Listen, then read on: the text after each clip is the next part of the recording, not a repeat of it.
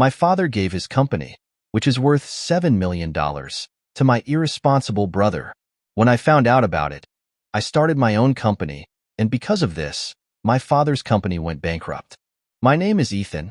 I'm 42 years old, and my life has revolved around one thing for the past decade: our family business. It wasn't just a job for me, though. It was a legacy, something my dad built from the ground up, and something I took pride in helping grow. The business is a heavy diesel repair shop, a small operation when I first came on board, with only a few clients and a couple of part-time employees. But over the years, with my hard work and dedication, we expanded, taking on larger contracts, hiring more workers, and eventually raking in nearly $7 million annually. That kind of growth didn't come without its sacrifices, though. My dad, James, is a hard man, old-fashioned, you might say. He's been working with his hands his whole life, and it shows. His fingers are thick, calloused, and scarred from years of working with engines and machines. He's the kind of guy who doesn't take no for an answer and believes that work is the only thing that matters. Growing up, that's what he drilled into my head. Work first, fun later, he'd always say. I guess that's why I stuck around the business for so long. I saw it as more than just a job. It was my chance to prove to him that I wasn't a screw-up, that I could be the kind of man he'd respect. My younger brother, Mason, didn't feel the same. Mason's 5 years younger than me, and while I stayed to help the family, Mason ran off to college in California and never came back. He'd visit for the holidays, show off his fancy degrees, talk about his life in Silicon Valley, and then leave again. Dad never said it, but I knew he saw Mason's success as a slap in the face, a rejection of everything he built. And then there's Olivia, my wife of 15 years. She was there from the beginning, back when I was just another mechanic in the shop, working day and night. Olivia was different from the other women I dated. She was ambitious, smart, and had a way of making you feel like you were the only person in the room when she talked to you. We married young, maybe too young, and started building a life together. But as the business grew, so did the distance between us. In the early days, Olivia would come to the shop, help with the books, and keep me company during those long nights. But as time went on, her visits became less frequent. She started talking about feeling trapped, about how she missed the life we had before the business took over. I tried to make time for her, but between managing the shop, keeping my dad happy, and dealing with our expanding list of clients, there just wasn't enough time in the day. Things took a turn about a year ago when Olivia started bringing up the idea of selling the business. Ethan, we could retire early, travel, do all the things we said we'd do when we were younger, she'd say. At first, I brushed it off, thinking it was just a phase, but she kept bringing it up again and again. The more I resisted, the more she pushed. She started showing me real estate listings for homes in Florida, sending me articles about couples who sold their businesses and moved to some tropical paradise. But I couldn't sell. The business was more than just a paycheck. It was my identity. I'd spent the better part of my life making it what it was, and selling felt like giving up. And there was my dad. Selling the shop would have killed him, and even if it didn't, it would have been the final nail in the coffin of our relationship. He never said it out loud, but I knew he was grooming me to take over one day, to carry on the legacy he started. The arguments with Olivia became more frequent, more intense. She accused me of putting the business before her, before our family. I accused her of not understanding what the business meant to me. Things got ugly, fast. One night, after a particularly heated argument, she packed a bag and left. She didn't say where she was going, just that she needed space. She was gone for 3 days. When she came back, she acted like nothing had happened. No apology, no explanation, just back to normal. At least that's what I thought. But things weren't normal. Olivia had changed.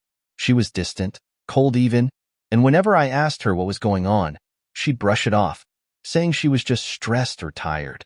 Then came the shocker. One afternoon, I was in the office going through some paperwork when Mason called. I hadn't heard from him in months, so I figured he was calling to catch up or tell me about some new startup he was working with. But he wasn't. "Ethan, we need to talk." "It's about Olivia," he said, his voice low, serious. My stomach dropped. "What about her?" I asked, trying to keep my voice steady. "I wasn't sure if I should tell you, but I saw her last week in California with another guy." I felt like the air had been sucked out of the room. What do you mean you saw her? I demanded, my heart racing. I was at this restaurant in Palo Alto, and there she was. She didn't see me, but I saw her. She was with some guy, Ethan. They looked close. I didn't know what to say. My mind was spinning. Olivia had told me she was visiting her sister in Arizona during that time. Was she lying? Who was this guy? And why the hell was she in California? Mason kept talking, but I barely heard him. My thoughts were racing, trying to make sense of it all. When I finally hung up, I felt numb. I didn't confront Olivia right away. I needed to process what I just heard. But the more I thought about it, the angrier I got. I had sacrificed so much for her, for our life together, and this is how she repaid me? That night, I couldn't sleep. I kept picturing her with this mystery guy, laughing, holding hands, maybe more. By morning, I had made up my mind. I was going to confront her. But when I walked into the kitchen, ready to lay it all out, she was sitting there, calm as ever, sipping her coffee like nothing had happened. Olivia, we need to talk, I said, trying to keep my voice steady. She looked up at me, raising an eyebrow. About what? About California. Her face didn't even flinch. What about it? I know you weren't in Arizona last week. Mason saw you in Palo Alto. With another man. There it was. The moment of truth. I expected her to deny it, to come up with some elaborate excuse. But she didn't. Instead, she just stared at me, her eyes cold, distant. And, she said, her voice flat. I blinked, caught off guard. What do you mean, and? Who the hell is he? Olivia sighed, setting her coffee down. Ethan, I think it's time we stop pretending. We haven't been happy for a long time. I've tried to make it work, but it's clear it's not working anymore. I couldn't believe what I was hearing. So you just run off to California? Start seeing someone else behind my back? She shrugged, as if it were the most normal thing in the world. I didn't plan for it to happen. It just did. I felt like the ground was crumbling beneath me. Everything I had worked for, everything I had sacrificed, it felt like it was all falling apart. But the worst was yet to come. Ever since I can remember, my dad had always favored Mason. It wasn't blatant, at least not at first, but it was there in the subtle ways he treated us. Mason, the golden boy, could do no wrong in his eyes. When we were kids, if Mason got into trouble, Dad would brush it off, saying, boys will be boys. But when I messed up, the punishment was swift and harsh. It's like he held me to a different standard, his standard, one I could never seem to meet, no matter how hard I tried. Mason was 5 years younger than me, and growing up, we were close. I used to look out for him, take him under my wing, and protect him when other kids gave him a hard time. But things started changing when we got older, and our paths diverged. I stayed home after high school, working in the shop with Dad, learning everything there was to know about the business. Mason, on the other hand, went off to college, majoring in accounting, and got as far away from the family business as he could. He never had an interest in it, never once set foot in the shop unless it was to drop off his car for a free repair. But despite all that, Dad adored him. He'd talk about Mason like he was some kind of genius. He's got a head for numbers, Dad would say proudly. That boy's going places. And he did. Mason got a cushy job as an accountant for some big firm in California, bought himself a nice condo, and settled into his life out west, far removed from the greasy, gritty world of the shop. Meanwhile, I was here, breaking my back every day, keeping the business running, bringing in new clients, and growing the revenue year after year. Yet, no matter how much I did, no matter how successful the shop became, it was never enough for Dad. He never said it outright, but I could feel it every time he looked at me. It was like he was still waiting for Mason to come back and take over, like I was just holding the place for him. The funny thing is, Mason never once expressed interest in the business. He didn't care about diesel engines or heavy equipment. He cared about stock portfolios and tax strategies. But none of that seemed to matter to Dad. I remember one particularly rough day at the shop. We had just landed a big contract with a construction company, and I had spent the last few days working late, making sure everything was in order. I was exhausted, running on fumes, but I felt good. This contract was huge for us, easily one of the biggest deals we'd ever secured. I went to Dad, eager to share the news. "Hey, Dad," I said, walking into his office. He was sitting behind his desk, flipping through some paperwork. "Yeah." He didn't even look up. "We got the contract with Harper Construction. That's going to bring in a lot of work for the next few months." He grunted, barely acknowledging me. "Huh. That's good. That's it. That's all he said. No, good job, son. No, I'm proud of you. Nothing. Just a grunt and a shrug, like it was no big deal." I stood there for a moment, waiting for something more, but it never came. Finally, I turned and walked out, feeling like I'd just been slapped in the face. Later that night, I sat at the kitchen table with Olivia, venting my frustration. "I don't get it," I said, running my hands through my hair. "I bust my ass every day in that shop, and it's like he doesn't even care." Olivia sighed, setting down her wine glass. "He's old-fashioned, Ethan. You know that. He's not the type to give out praise." "It's more than that," I insisted. It's like he's still waiting for Mason to come swoop in and save the day." Olivia looked at me with sympathy in her eyes, but she didn't say anything. She knew better than to argue with me when I got like this. But the truth was, I wasn't wrong. As much as I hated to admit it, Mason was still the golden child in Dad's eyes, even though he had no interest in the business. And it hurt. It hurt because I had given everything to the shop.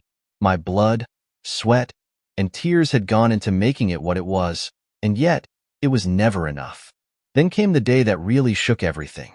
It was a Sunday afternoon, and Dad had called a family meeting. I wasn't sure what it was about, but he insisted that both Mason and I be there. Mason had flown in from California, which immediately set off alarm bells in my head. He never came home unless it was for a holiday or something big. I couldn't help but wonder if this was it. If Dad was finally going to hand over the business, and deep down, I feared what that might mean. We sat in the living room, the three of us, Dad, Mason, and me. The tension was thick, and I could feel my heart pounding in my chest. Dad cleared his throat and leaned forward in his chair. "Boys," he started, his voice gruff, "I've been thinking about the future of the business. Here it comes," I thought. "This is it. This is the moment. I'm getting older," he continued, "and it's time to start thinking about what happens when I can't run things anymore." I nodded, trying to keep my face neutral, but inside, I was screaming. This was it. After all these years, he was finally going to recognize everything I had done, everything I had sacrificed. But then he turned to Mason. "I know you've been successful out in California," Dad said, "but I've always believed that this business is something that should stay in the family. And I think you're the one who should take it over." I couldn't believe what I was hearing. Mason? He was giving the business to Mason? The same Mason who hadn't stepped foot in the shop in years? The same Mason who didn't know the first thing about diesel engines? Mason looked as shocked as I felt. "Dad, I don't know anything about running a repair shop," he said, shaking his head. "I know that," Dad said, waving his hand dismissively, "but you're smart. You can learn. Plus, with Ethan here to help you, I'm sure you'll do just fine." I felt like I had been punched in the gut. Help him? After everything I had done, after all the years I had spent working my ass off, I was supposed to help Mason run the business? I couldn't believe it. I sat there in stunned silence as Dad and Mason continued to talk, making plans, discussing the future of the shop like I wasn't even there. When I finally found my voice, it came out low and cold. "What about me?" I asked. Dad turned to me, looking almost surprised that I had spoken. "What about you?" I clenched my fists, trying to keep my temper in check. "I've been here for 10 years, running this place. I know every inch of that shop, every client, every piece of equipment. And you're just going to hand it over to him?" Dad shrugged. "Mason's family, and he's got the head for business." I stood up, unable to listen to another word. "I'm family too," I said, my voice trembling with anger. "But I guess that doesn't matter, does it?" Without waiting for a response, I stormed out of the room, slamming the door behind me. I couldn't believe it. I had given everything to that business, and none of it mattered. In Dad's eyes, Mason would always be the golden child, no matter what. I spent the next few days avoiding both of them. I couldn't even look at Dad without feeling a wave of anger and betrayal wash over me. Mason tried to talk to me a couple of times, but I shut him down. I didn't want to hear his excuses or apologies. As far as I was concerned, he had stolen my future, and there was nothing he could say to make it right. But things took an even darker turn when Olivia got involved. One night, after another argument with Dad about the business, I came home to find Olivia sitting at the kitchen table, a glass of wine in her hand and a strange look on her face. "We need to talk," she said, her voice cold. "Not now," I muttered, walking past her toward the bedroom. I wasn't in the mood for another fight, but she didn't let it go. "It's about the business." I stopped in my tracks and turned to face her. "What about it?" She took a deep breath and set down her glass. "I think you should let Mason have it." I blinked, stunned by her words. "What?" "Think about it, Ethan," she said, standing up and crossing her arms. "You've been miserable for years, trying to live up to your dad's expectations. Maybe this is your chance to get out. We could sell the shop, take the money and start fresh." I couldn't believe what I was hearing. First my dad, and now my own wife was siding with Mason? "I can't just walk away," I said, my voice shaking with anger. "This business is all I have." Olivia sighed, looking at me with pity in her eyes. "No, Ethan, it's all your dad has, and it's time to stop living for him." Her words cut deep, but they also made me realize something. I had spent my entire life trying to earn my dad's approval, and no matter what I did, it was never going to be enough. Maybe Olivia was right. Maybe it was time to walk away. But part of me still couldn't let go. The tension continued to build over the next few weeks, and it all came to a head one afternoon when I found out something that changed everything. I always knew my relationship with Dad wasn't perfect. I knew that no matter how hard I worked, no matter what I did for the business, I would never be Mason in his eyes. But I never expected this. I never expected to be blindsided in such a brutal way. I had sacrificed so much, and for what? To be tossed aside like I didn't matter, like I hadn't spent the last decade keeping everything afloat. It started on a Thursday afternoon, completely out of the blue. The business had just finished one of our biggest contracts to date, and I was in the shop going over the final invoices when Dad called me into his office. I didn't think anything of it at the time. It was just a routine meeting, or so I thought. Dad was sitting behind his desk, looking more serious than usual. He motioned for me to sit down, and that's when I knew something was off. He wasn't the type to have formal conversations. Usually, it was all barking orders or discussing work over lunch. This felt different, too formal. "We need to talk," he began, his voice rough but steady. I could feel the pit forming in my stomach, but I nodded for him to continue. "I've made a decision about the future of the business." I felt my heart skip a beat. I had been waiting for this moment for years. I had dedicated everything to the business, assumed I would take over when Dad eventually stepped down. Hell, I'd practically been running it for the past few years anyway. "I've decided," he said, pausing as if to prepare himself for what was coming next, "that it's time to hand the business over to Mason." For a moment, I didn't think I heard him right. "What?" I asked, my voice coming out quieter than I'd intended. "Mason needs the stability," Dad continued, completely ignoring the shock on my face. "He's got a family now, 2 young kids. They need a secure future. And, well, he's got a good head for managing finances." I couldn't believe what I was hearing. Mason?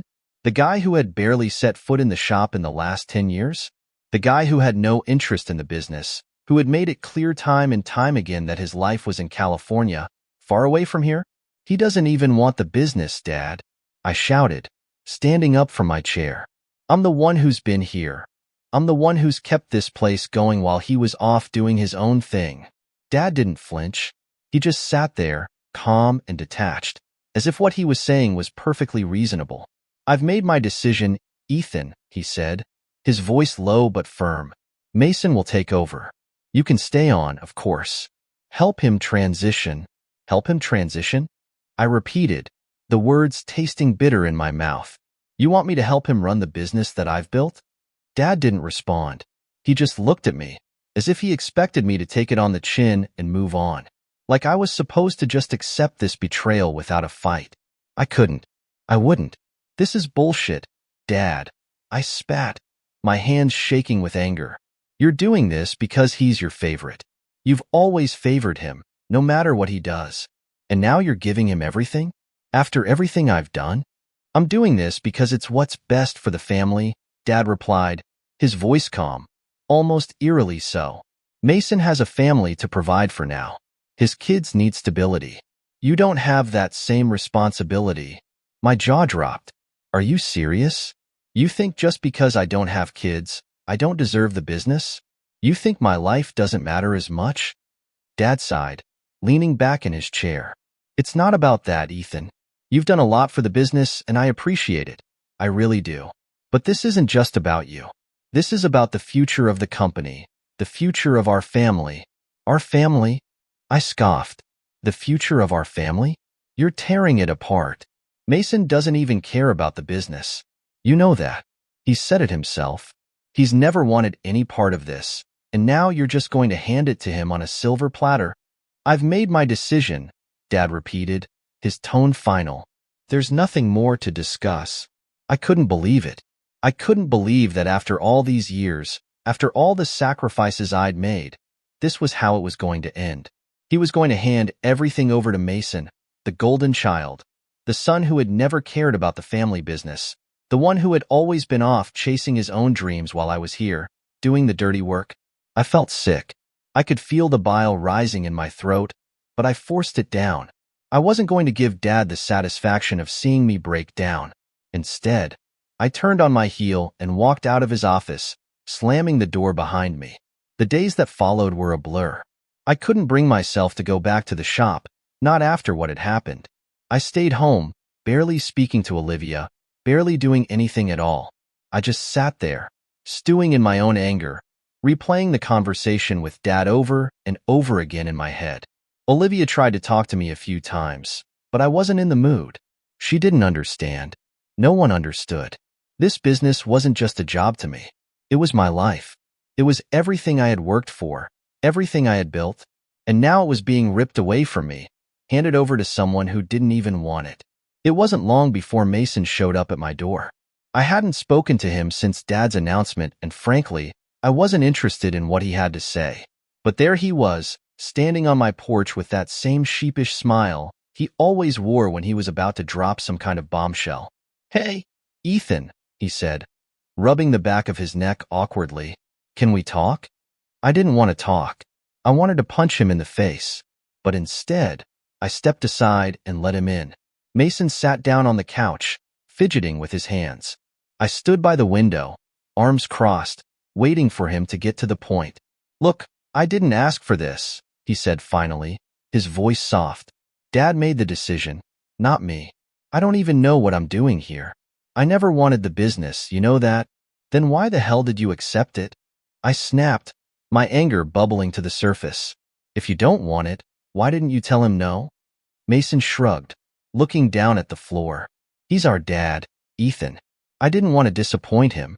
And besides, he's right about one thing. I do have a family to provide for now." I couldn't believe what I was hearing. "So that's it? You're just going to take it, even though you don't care about it? Even though you know I'm the one who's been running it?" Mason looked up at me, guilt written all over his face.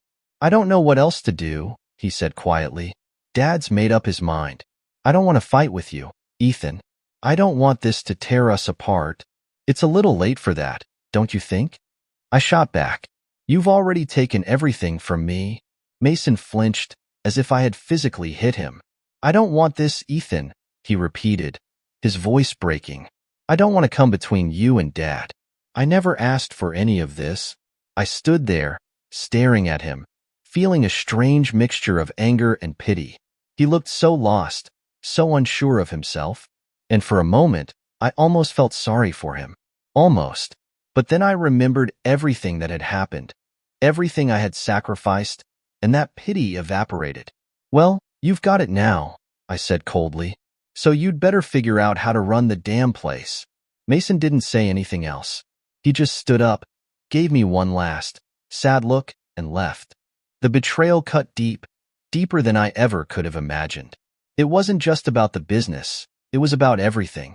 It was about the fact that, no matter what I did, no matter how hard I worked, I would never be good enough for Dad. It was about the fact that Mason, who had never cared about the shop, who had never lifted a finger to help, was still the golden child, the one who could do no wrong in Dad's eyes. I tried to move on. I tried to accept the fact that the business was gone, that it would never be mine, but I couldn't. Every time I thought about it, I felt that familiar surge of anger and resentment. It consumed me, eating away at whatever was left of my relationship with Dad, with Mason, even with Olivia. Olivia, to her credit, tried to be supportive, but there was only so much she could do. She didn't understand what I was going through. Not really. She didn't understand the betrayal, the feeling of having everything you've worked for ripped away from you. And as much as I loved her, I couldn't talk to her about it. I couldn't talk to anyone about it. I spent more and more time alone, drinking, stewing in my own anger. I stopped going to the shop entirely, stopped answering Mason's calls, stopped talking to Dad. I wanted nothing to do with any of them. As far as I was concerned, they were dead to me. Then, one night, everything came to a head. It was late, and I was sitting in the living room, nursing a bottle of whiskey, when there was a knock at the door. I groaned, not in the mood for visitors, but when I opened the door, I found Dad standing there. "Can I come in?" he asked, his voice gruff. I didn't want to let him in, but something in his expression stopped me. He looked old, tired, defeated, so I stepped aside and let him in. Dad sat down in the chair across from me, looking uncomfortable, like he didn't quite know what to say. After a long silence, he finally spoke. "I know you're angry," he said quietly, "and I don't blame you. But I didn't know what else to do." I didn't say anything, just took another sip of whiskey and waited for him to continue. "You've always been the one to keep things going," he said, "and I know that. But Mason's in a different place now. He's got a family to think about, and I had to make sure they were taken care of." "And what about me?" I asked, my voice hard. "Don't I deserve to be taken care of too?" Dad sighed, rubbing his hands over his face. "You're strong, Ethan. You've always been strong. You don't need me to take care of you. But Mason, he's always been a little lost." I shook my head, unable to believe what I was hearing. "So you're giving him everything because he's weaker than me? Because he can't handle his own life?" Dad didn't answer. He didn't have to. I already knew the truth. And in that moment, I realized something. No matter what I did, no matter how much I accomplished, I would never be good enough for him. I would always be the second choice, the backup plan. I stood up, the anger rising in my chest. "I'm done," I said, my voice shaking. "I'm done with you, with Mason, with all of this. You can have the business. You can have everything. I don't care anymore." Dad looked up at me, his eyes filled with something I couldn't quite place. Regret? Sadness?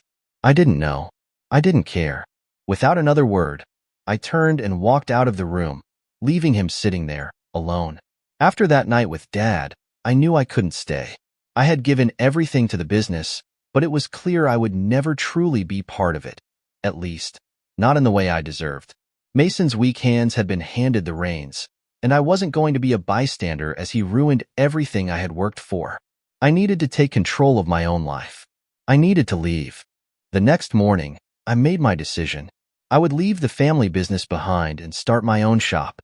It was a terrifying thought, walking away from something that had been a part of me for so long. But the more I thought about it, the more it made sense. I had built that business from the ground up, and I knew I could do it again. This time, without the weight of Dad's constant disapproval or Mason's incompetence hanging over me. I called Olivia to let her know my decision. Things between us had been tense since Dad's announcement, but I needed her support now more than ever. To my surprise, she didn't try to talk me out of it. In fact, she seemed relieved.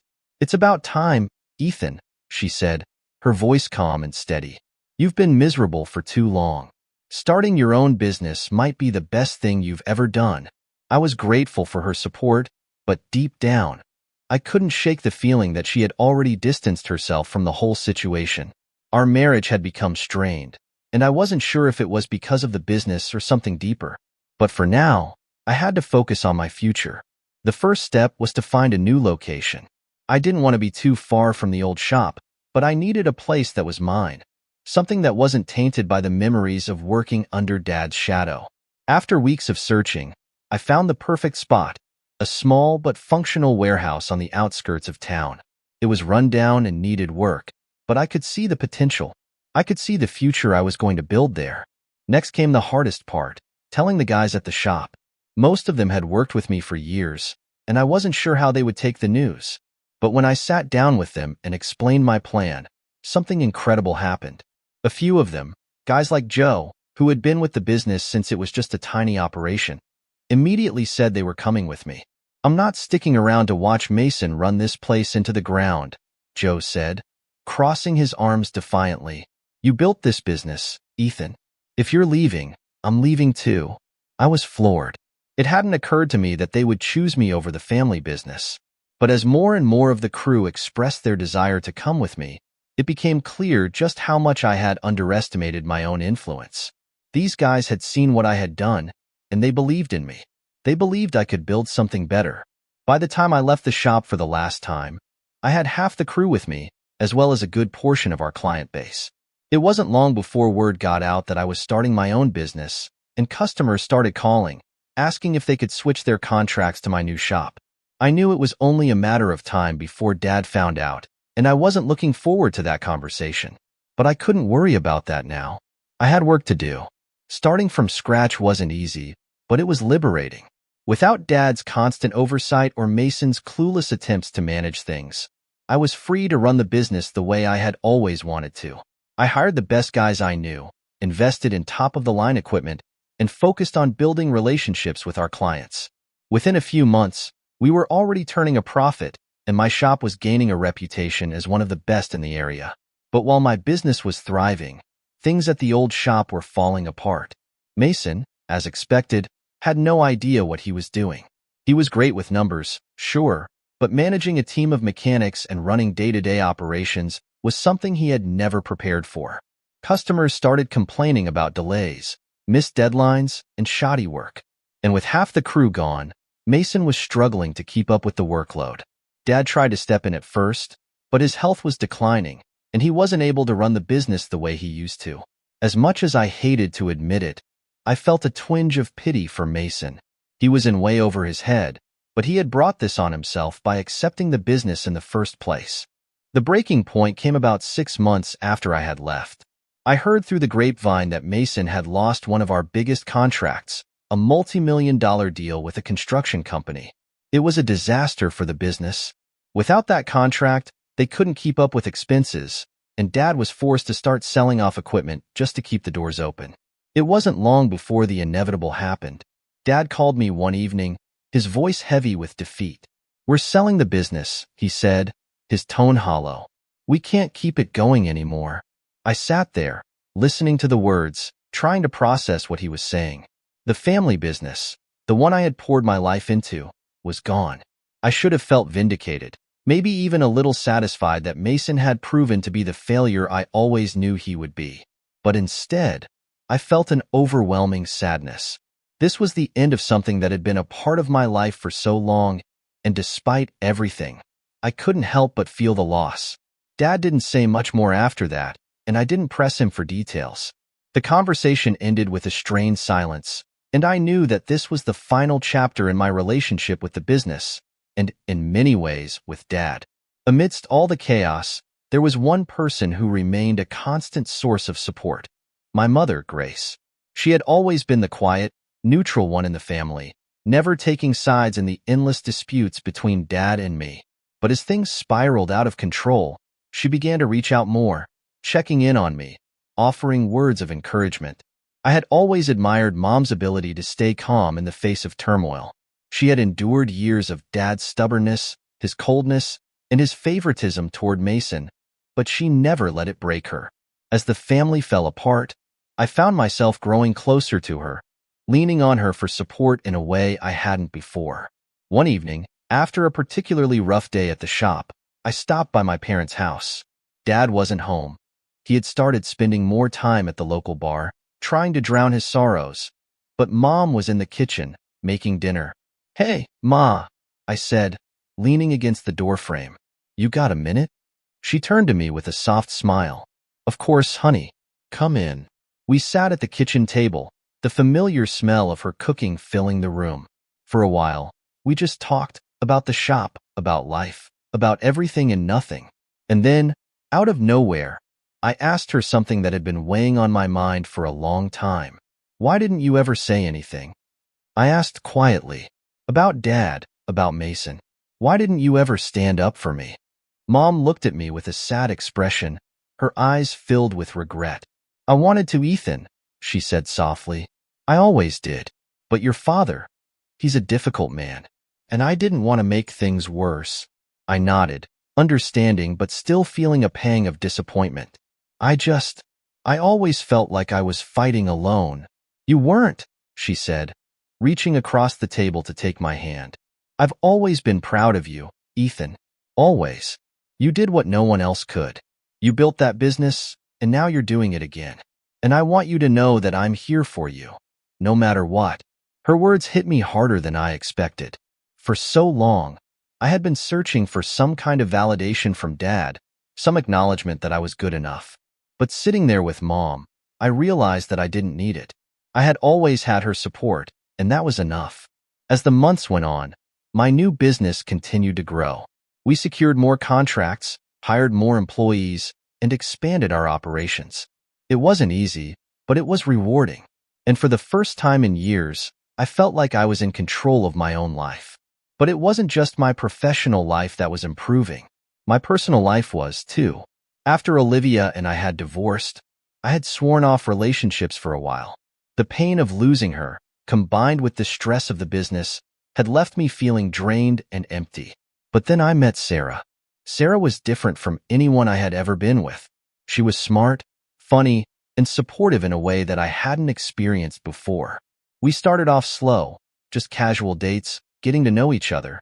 But as time went on, things started to get serious. Before I knew it, I was thinking about a future with her, something I hadn't done in a long time. One evening, as we sat on the porch of my new house, another big step in my fresh start, I turned to her and said, I think I want to marry you. She looked at me, surprised at first, but then a smile spread across her face. I think I want to marry you too, she said, leaning in to kiss me.